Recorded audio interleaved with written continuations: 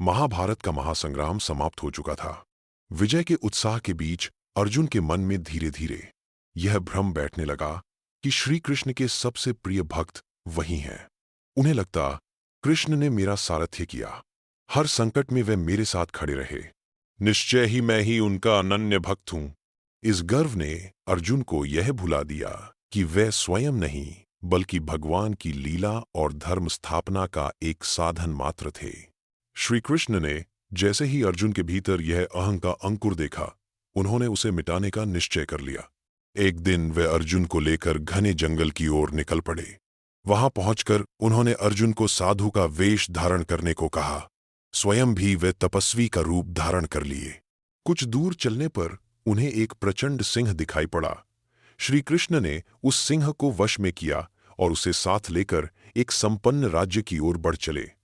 उस राज्य में मोरध्वज नामक राजा शासन करता था, जो अपनी करुणा, उदारता और अतिथि सत्कार के लिए दूर दूर तक प्रसिद्ध था।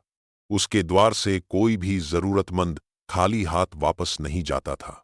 जब कृष्ण और अर्जुन दोनों साधु रूप में उस सिंह को साथ लेकर महल के द्वार पहुंचे, तो सूचना मिलते ही राजा मोरध्वज नंगे पांव दौड़ते हुए आए।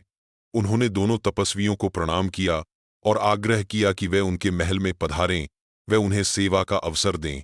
तपस्वी वेशधारी श्री कृष्ण ने गंभीर स्वर में कहा, राजन, हम अन्न तभी ग्रहण करेंगे जब तुम हमारी एक कठिन शर्त स्वीकार करोगे।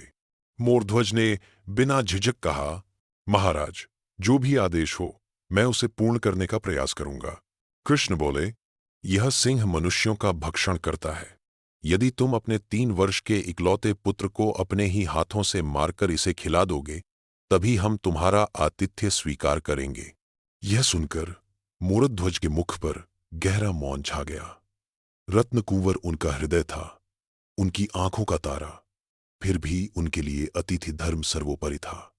उन्होंने निश्चय किया कि वे पहले रानी सुधर्मा से परामर्श लें। जब वे रानी के कक्ष में पहुंचे, तो उनके चेहरे की व्यथा देखकर रानी ने पूछा, प्राणनाथ, कौन सी चिंता आपको व्यथित कर रही है? मोरध्वज ने साधुओं के वचन सुनाए। रानी की आंखें आंसुओं से भर आईं, लेकिन स्वर दृढ़ था, स्वामी, अतिथि की सेवा हमारा कर्तव्य है।